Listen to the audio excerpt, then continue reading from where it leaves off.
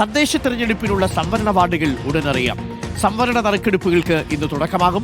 പട്ടികവർഗ സംവരണത്തിനായുള്ള നറുക്കെടുപ്പ് 3 ദിവസം തുടരും. റഹീസ് റഷീദുണ്ട് കൂടുതൽ വിവരങ്ങളുമായി. റഷീദ്, തദ്ദേശ വാർഡുകളൊക്കെ ഉണരുകയാണ് അല്ലേ? Good morning. Good morning Arun.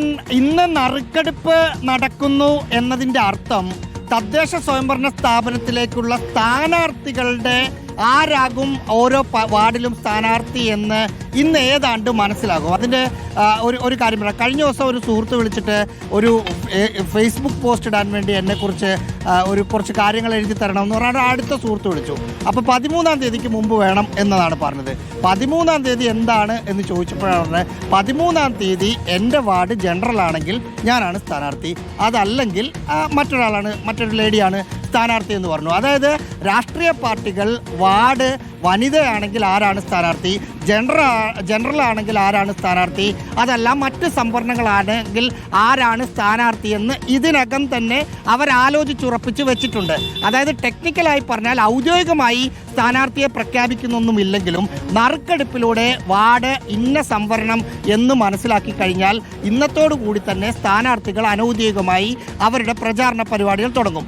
ഇന്ന് മുതൽ 16-ാം തീയതി വരെ ഗ്രാമപഞ്ചായത്തിലെ വാർഡുകളുടെ നറുക്കെടുപ്പാണ് നടക്കുന്നത്. 16-ാം തീയതി നഗരസഭയുടെ നറുക്കെടുപ്പുകൾ നടക്കും. 18-ാം തീയതി ബ്ലോക്ക് പഞ്ചായത്തിൻ്റെ സംവരണ നറുക്കെടുപ്പ് നടത്തും.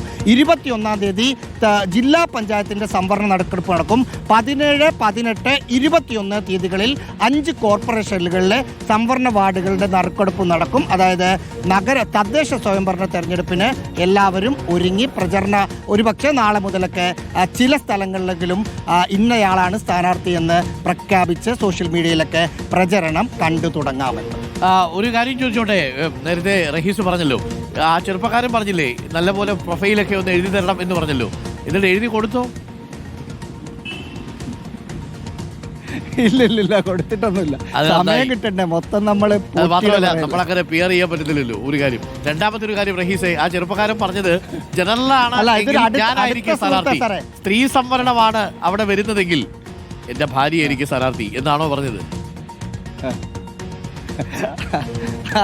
അല്ല, ഇതിന് നമ്മൾ PR തരത്തിലല്ല, ഏറ്റവും അടുത്തൊരു സുഹൃത്താണ്. അപ്പൊ ആ തരത്തിൽ ഒരു 2 ലൈൻ എഴുതി തരാമെന്ന് ചോദിച്ചു, പക്ഷെ എഴുതി കൊടുത്തിട്ടില്ല. അതെ, എനിക്കറിയുന്നത് അത് സ്ത്രീ സംവരണമാണെങ്കിൽ എന്റെ ഭാര്യ ആയിരിക്കും എന്നുള്ളതാണ് ചോദ്യം. കാര്യം ഈ ജനകീയാസൂത്രണം വരുന്ന സമയത്തും നമ്മൾ സംവരണം കൊടുക്കുന്ന സമയത്തുള്ള ഏറ്റവും വലിയ ആക്ഷേപമായിരുന്നല്ലോ, ജനറൽ ആണെങ്കിൽ ഭർത്താവ്, ജനറൽ അല്ല സ്ത്രീ ആണെങ്കിൽ ഭാര്യ, ഇനി SC സംവരണമാണെങ്കിൽ അടുത്തറിയാവുന്ന പരിചയക്കാരിൽ ആരെങ്കിലും ഒരാൾ എന്നുള്ളതായിരുന്നു ആദ്യഘട്ടം. പക്ഷെ ഇപ്പോൾ കാര്യങ്ങളൊക്കെ മാറി.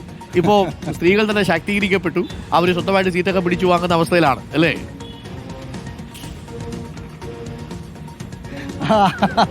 പക്ഷെ ഭാര്യയല്ല സാറേ, ആ സുഹൃത്ത് പറഞ്ഞത് ഭാര്യയല്ല. പക്ഷെ അവർക്കൊക്കെ അറിയാവുന്ന ഈ പറയുന്ന മറ്റൊരു തരത്തിൽ അവർക്ക് അടുപ്പമുള്ള അവരുടെ കുടുംബത്തിൽ തെരഞ്ഞെടുക്കപ്പെട്ട ഒരാളുടെ പേര്. മാത്രമല്ല റഹീസ്, ഇപ്പൊ നാട്ടിലേക്ക് ഇറക്കി കഴിഞ്ഞാലുണ്ടല്ലോ, നാട്ടുകളിൽ കുറേ മനുഷ്യര് ചുമ്മാതെ ചിരിക്കുന്നതായിട്ട് കാണാം. എന്താണെന്ന് അറിയുന്നില്ല. തദ്ദേശ വാർഡ് തെരഞ്ഞെടുപ്പ് വരാൻ പോവാണ് എന്നുള്ള കാര്യം പിന്നീടാണ് നാട്ടുകാർ തിരിച്ചറിഞ്ഞത്. അതുവരെ കണ്ട് ചിരിക്കാത്ത ആൾക്കാരെയൊക്കെ കണ്ട് ചിരിച്ചു തുടങ്ങിയിട്ടുണ്ട്. ആൾക്കാരൊക്കെ ചിരിച്ചു തുടങ്ങി, ഇതൊക്കെ പറഞ്ഞു തുടങ്ങി. നമ്മുടെ ജോർജ് സാർ പറയുന്നത് ഹലോ.